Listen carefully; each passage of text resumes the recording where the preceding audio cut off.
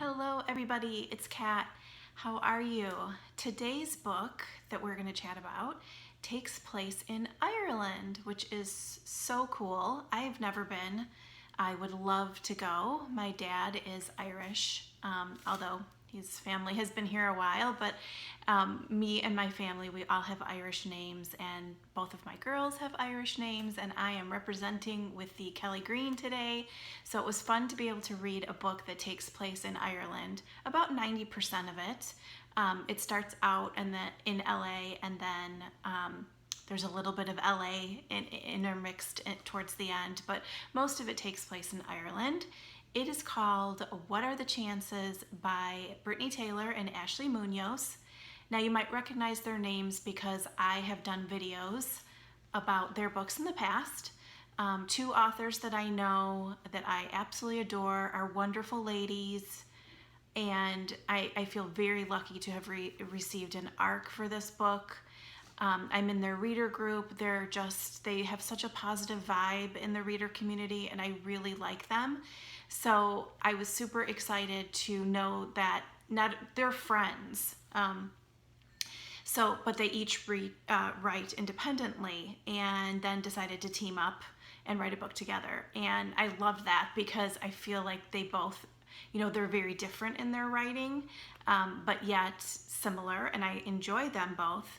And so to have them team up and write a book together, I thought would be really interesting because we would get them blended, Brittany writes incredible men.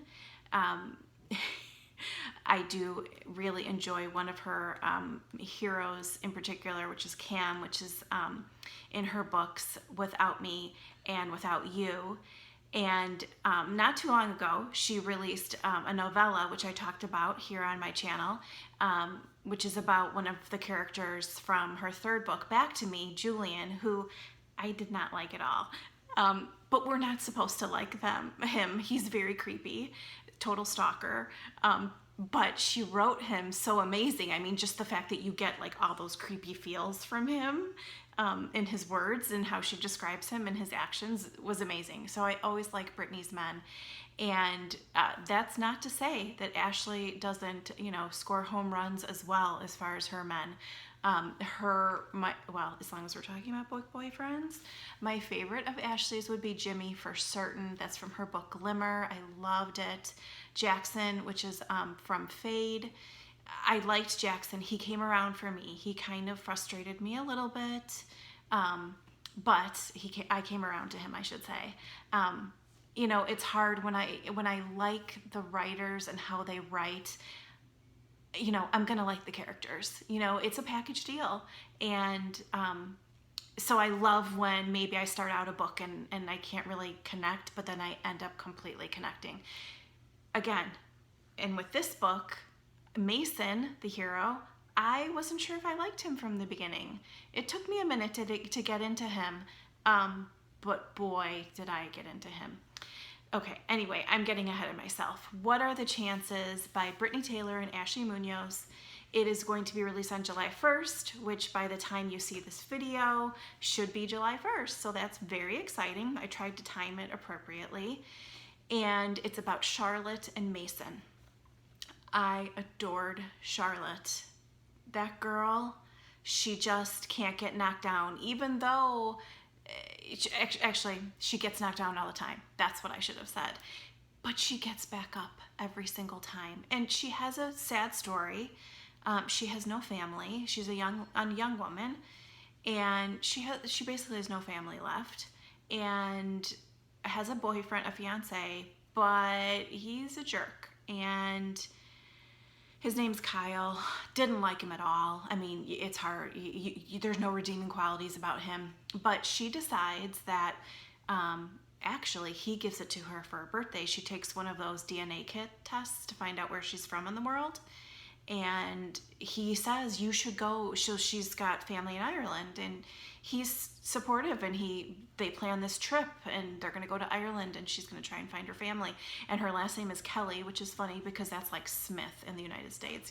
Like Kelly is a very popular Irish last name.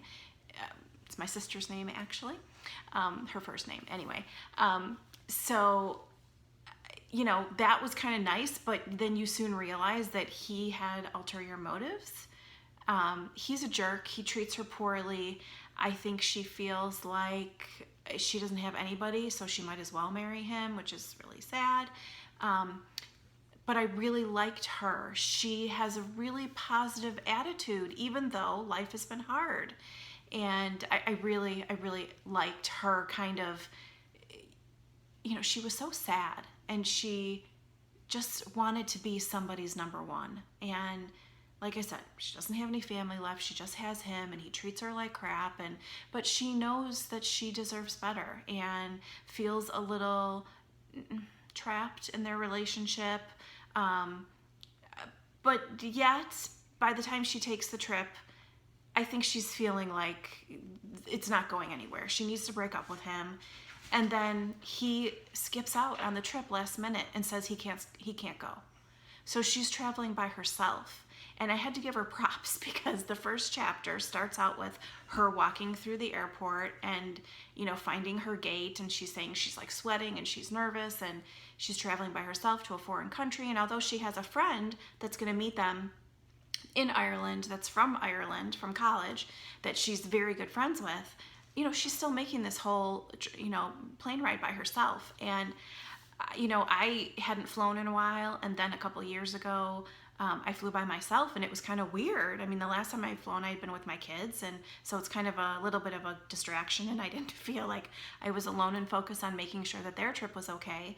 And then a couple years ago, I took a girls' trip with friends to go visit a friend in Arizona, and I was nervous. I was by myself, and it was so weird. Like, I'm old enough, I've done it enough, but I hadn't done it in a few years, and things had changed. So I really connected with the fact that she was like nervous and she didn't want to fly by herself, and, you know, but she had to like do it. You know, she's a grown woman. She has to do it. So I liked that part. And that's what we get with her, kind of that mindset of, you know, I might be by myself, but I'm going to do it anyway. And life might have knocked me down, but I'm going to get up anyway. And I really like that about her. Mason is living in Los Angeles, as Charlotte is. He's from Ireland, but he moved a few years ago to Los Angeles. He's an accountant. We get why he moved, picked up and basically left his home country a little bit later. But I'll say now that I loved the title of the book because there's all these little snippets in the book where, what are the chances? You say to yourself, what are the chances? Like, so coincidental things that happened, but yet if you believe in something more, you know, higher power, God, whatever, everyone's supposed to be where they're exactly supposed to be at the time that they're supposed to be there in life on their journey. And then you think about the title, what are the chances? There's all these cute, really interesting parts where the title comes into the book, and I super enjoyed that. So props to you, Ashley and Brittany. I picked up on those things and I highlighted them on my Kindle. So Mason, let's get back to Mason. So Mason is from Ireland, living in Los Angeles. As I said, it took me a minute to kind of get into him. I mean, I liked him, but he was kind of ornery. And I don't know, moody, is that the right word? Standoffish. He actually, she had put her stuff down in the airport and then left her stuff to go look for something and then came back a second later, and he's sitting there and he had like pushed her stuff aside. And I'm like, hi, rude. Why would you do that? But yet, you know, kind of the way people are these days, they saw an empty seat and so they just pushed, but somebody wasn't sitting there, so they just pushed the stuff aside. But he's not an inherently rude person. But do you know what I'm saying? Like, I just, you know, he did some things in the beginning that I was kind of like, okay, you know, he's kind of ornery. That's the only word I can think of. But I changed my mind. He really grew on me. So they're on a flight together, and it's a three across seat situation. And there's a sweet older lady that sits between them. And the premise is that Charlotte is going on a trip to hopefully connect with family and, you know, distant family relatives in Ireland. And Mason and this is the thing I liked about him, is that he's going to bring his cat's ashes, Nudge, I think that's how you would say it, Nudge, back to Ireland. So because his cat died, and that's where they're from, and so he wants to bring his cat's ashes back to Ireland and spread his cat's ashes. I mean, I love my cat, so like, props to Mason. Like, all was not lost with him. He's gonna bring his cat's ashes back to Ireland. Okay, he totally scored points with me as far as that goes. And so they're sitting, with the sweet older lady between them, and how do I say? She, the sweet little lady, actually becomes a pretty important character in the book a little bit later, and it's one of those times where I said that what are the chances, the title of the book comes into play perfectly with her. So as the story progresses, we realize that they both kind of like each other. Mason is a handsome young man, and he's got, of course, a sexy Irish accent, and he's not hard on the eyes. And Charlotte notices him, and even though he's kind of a jerk to her, when they're on the plane, she thinks he's kind of cute. And then it turns out that Mason is Sam's brother. Sam is Charlotte's friend that she was going to meet in Ireland, that lives there, that was going to help her find her family. So there's another spot where what are the chances, kind of comes up. How does, she sits next to Sam's brother, doesn't know him, on the plane, one of those moments. And so it turns out that Kyle, her boyfriend, I think,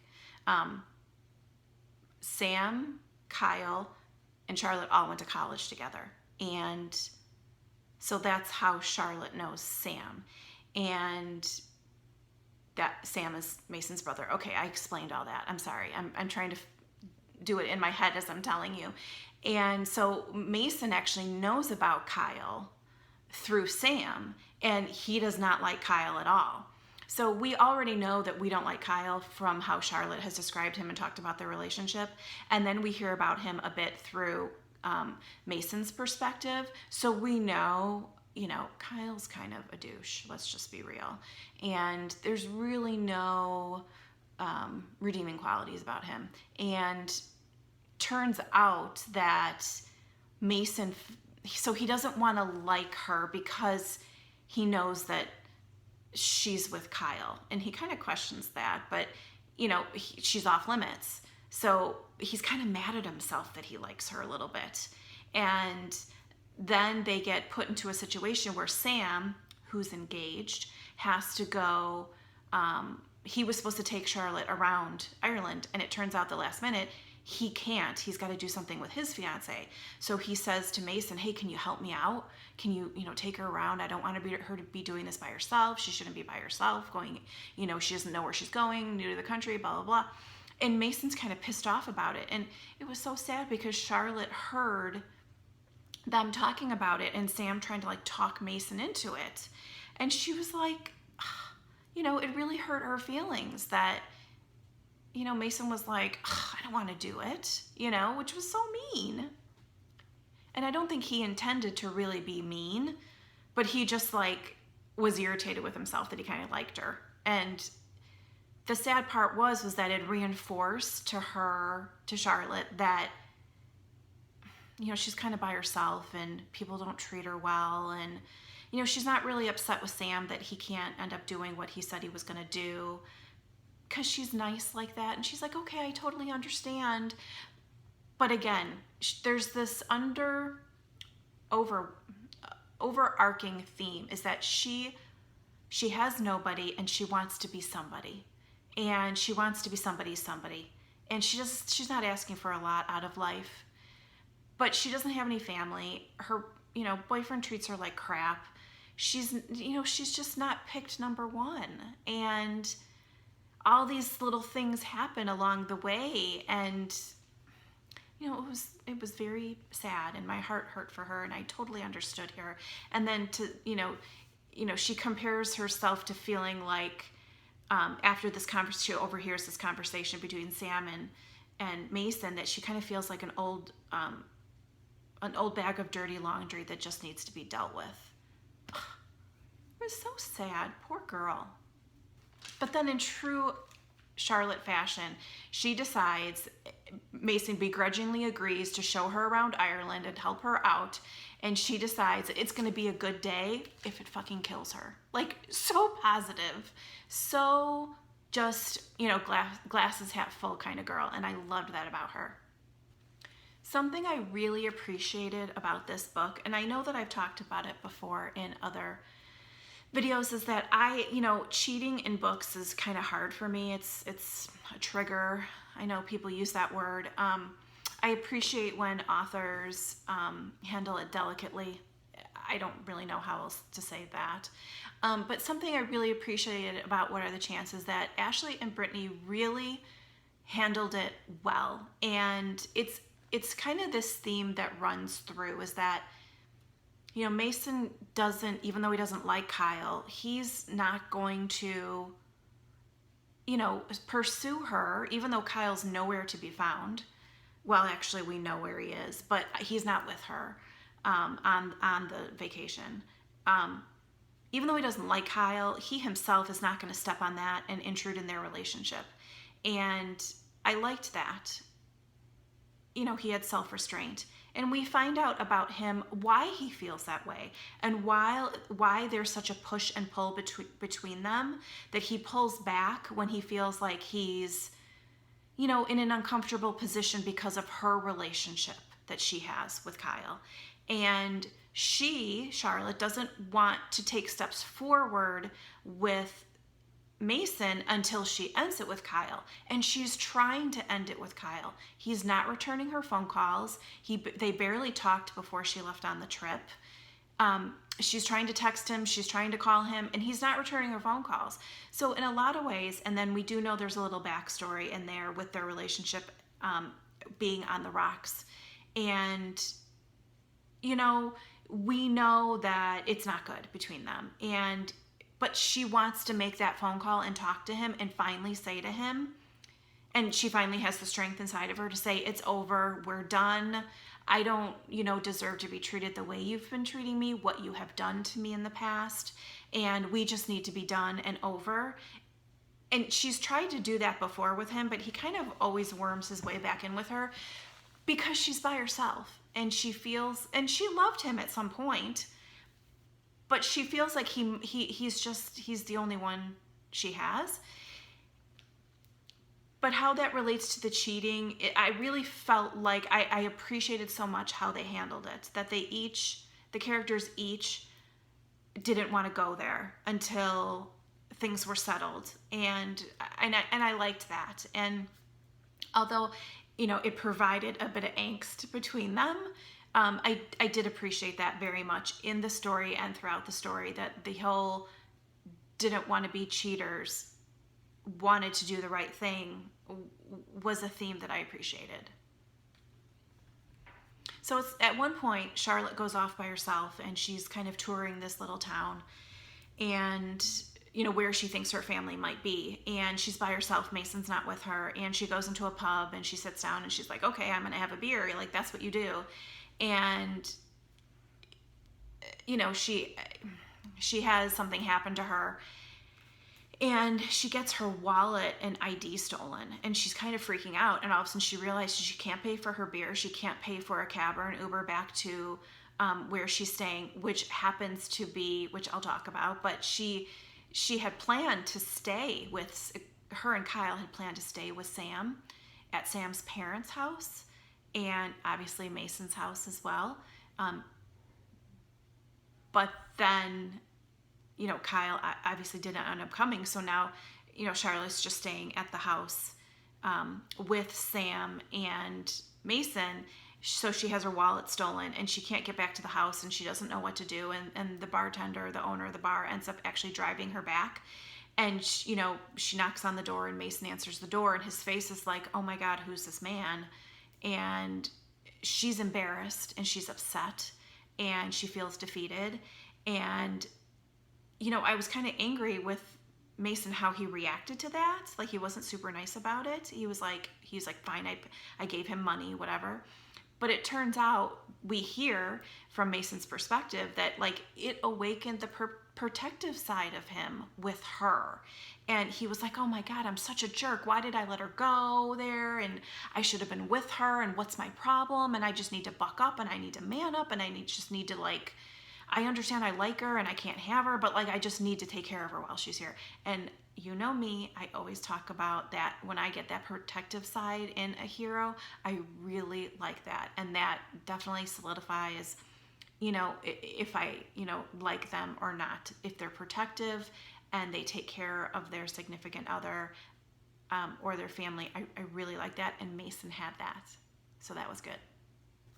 Like I said, the book takes place in Ireland, and I really liked the little descriptions that Ashley and Brittany gave us about where places they visited, and, you know, just different little things. And they talk about, at one point, one of the characters, not Charlotte or Mason, but somebody else, says to them, you know, or no, it's Mason.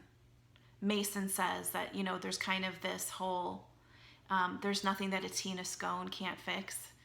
And one of my best friends growing up is 100% Irish. Her parents, you know, moved here and have accents. And her family used to come and visit over the summers. And I loved learning about them and hanging out with them and the way they talked and all of that. And it was funny because her Nana, her grandmother, used to make scones. And when I would go over to her house after school and she would have made scones, oh my gosh, they were so good. And they'd all be sitting there having their cup of tea, and it would be, you know, the middle of the afternoon, and they would have their scone. And I think she had raisins in her scones. I think it was raisins. Maybe it was a currant. I'm not sure. Anyway, but that I connected with because I remembered that part of my friend's family. And so therefore I connected with that. Now the Guinness, I don't like Guinness. It doesn't taste good to me. I appreciate it, but it was more about the tea and scones for me. We do get some of the Irish dialect in Sam and Mason when they're talking, and I like that. It was funny. They swore, which was funny, you know, because they say it a little bit differently. And there's a part where Charlotte and Mason are out touring, you know, going around. You know, he's decided he's going to take her around, and she says something really funny, and I want to read it because it was really funny. I wish I could put a burlap sack over him and douse the image he's creating with his "come visit Ireland" because of hunks like this look he had going on.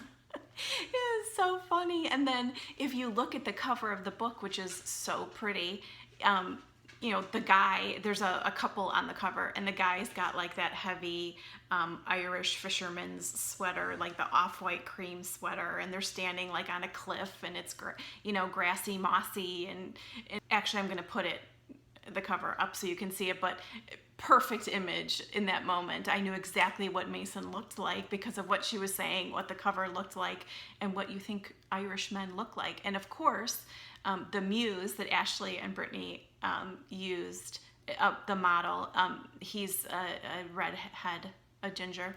And, you know, I have to say that I'm not usually a ginger. That's not my go-to hair color on a gentleman. But this guy that they said was Mason, okay, if that was their muse, look at me, I'm blushing. I totally understood it. Something funny when they were, when the first, you know, night they had to share the bed together, Charlotte builds a pillow wall between them. I don't know why I thought that was really funny. And later on, Mason notes that, well, he slowly starts, you know, she had built the wall again later, and he slowly starts taking the pillows away so they can get closer. And I thought that was really cute. So when they start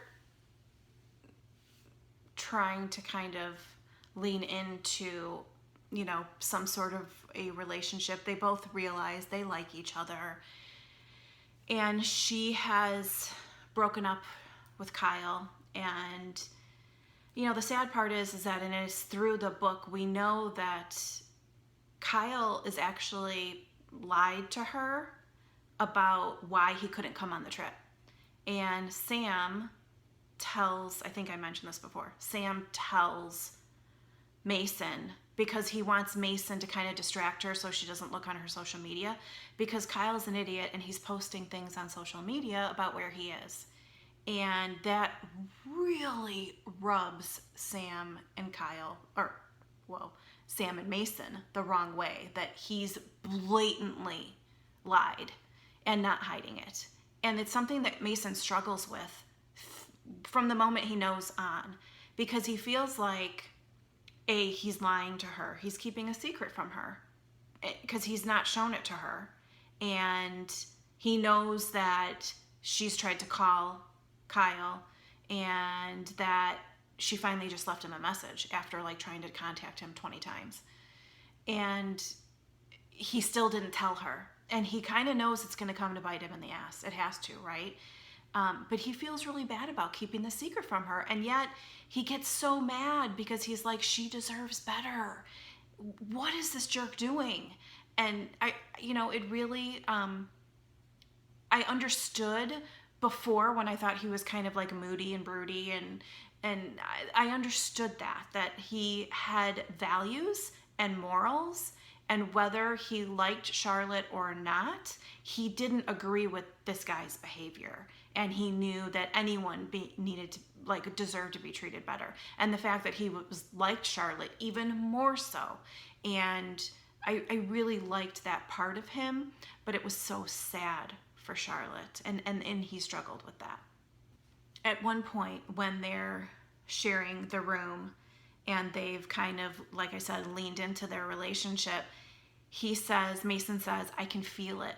They wake up one morning and they're looking at each other, and he says at that, in that moment, he can feel it. He feels their pull. He feels it's like their budding relationship is happening. And, he's looking at her and he's like, it's like we're a couple and we're negotiating what we're going to do during that day. And such a sweet moment, with the beginning of their relationship. And yet at the end of that, he's like, he gets mad about Kyle because he knows this thing about Kyle, and he's so happy. He's so into her and he wants to be with her, and he's, growing in feelings for her. And yet this thing with Kyle is still sticking there, that he knows about this picture and he knows where Kyle is, and yet he has to hold it back from her. And then on the flip side of that, Charlotte, again, she's falling for him, and she had a good sense of humor too. I loved some of her lines that Ashley and Brittany gave her. I'm going to read one of the paragraphs. This is, when she's kind of falling in love with him, and, that moment where she's latched on to him.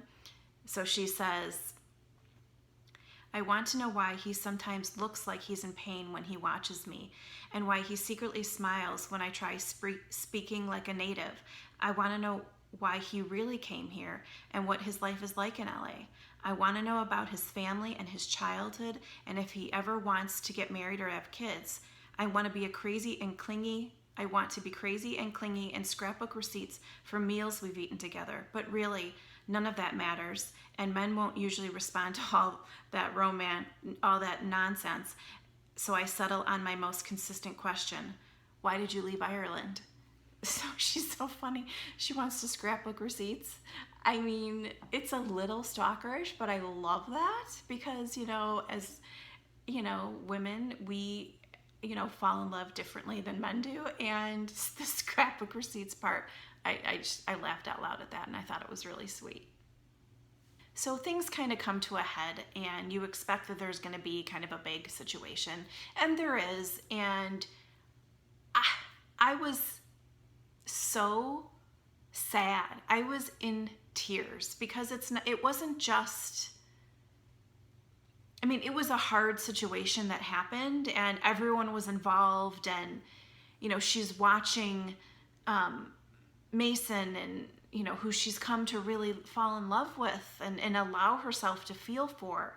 And Sam, who's one of her best friends, and she feels like he betrayed her. And then Kyle is involved, and it's like, what are you doing here? You know, you should have stayed gone. And then there, you know, there's Mason, and they're kind of yelling back and forth, and there's, you know, allegations thrown at each other, and she's standing there and she's watching it all go on, and they're fighting over her and with her and about her. And, you know, she's like, stop, just stop. And the strength that Charlotte possesses in herself in that moment and then the following chapters, I thought was amazing. And, you know, she has to walk away from them. And in this really pivotal moment, she turns and looks at Mason, and she gives him an opportunity, and he can't see past needing to protect her. So he doesn't take the opportunity she's giving him. And that's where she walks away, and she picks herself above all of them. And she always does, because she's, like I said, she's the type of girl that she's like, okay, I'm alone, but I'm going to take care of business, and I'm going to stand up for myself. And, you know, she picks herself up when life beats her down. But what she possesses, she literally picks, she's like, okay, if no one else is here for me, I'm going to be here for myself. Even though they're all there for her. You have to read the book to understand, but she picks herself. And oh my gosh, I don't know if I would have had the strength to do it. I think I probably would have caved, because it was so amazing. And it's that point on till the rest of the book, which is, I don't know, however many chapters, but they're both so, like, they both are so respectful of each other, and they try to give each other space, and their hearts are both breaking, and yet they're both like, and when I say both, I say Mason and Charlotte. They're both like wanting to get back to each other and not sure how to get there. And, you know, Ireland plays a really pivotal part of that. It's his home. And does he want to go back there? He left for a reason. And does he have the strength to go back there now after living in LA? She feels like it's her home now too, and she wants to be there and feels connected. But yet they both have lives. Her life in LA is easier for her to leave. She just kind of is like, yeah, see you later. Whereas it's a little different for him, because, you know, that's his homeland and that's where he grew up and that's where his family is. But like, there's also these bad memories there for him. And can he get past that? Does he want to? And I was like, oh my gosh, you guys have to go and be together. And how are you going to do that? And I really liked the way that Charlotte was like, I'm doing it for myself. I'm doing whatever I'm doing from here on for myself, and I'm going to always pick myself first. And I liked that about her. I was impressed by her strength. And although it wasn't easy for me to read, I was really sad during a lot of these last chapters, because I wanted them to be together and I couldn't see them finding their way to each other. But it does end up unhappily ever after. Thank goodness. You know, I love my happily ever afters. So definitely read this book. I loved it. I hope that they will decide to write, it's a standalone, but I hope that they will decide to write again together, because they have got great chemistry. Not only, like I said, are they friends, but they're also really great writers. Thank you so much for taking the time to hang out with me today and talk about What Are the Chances. I'll see you soon. Bye.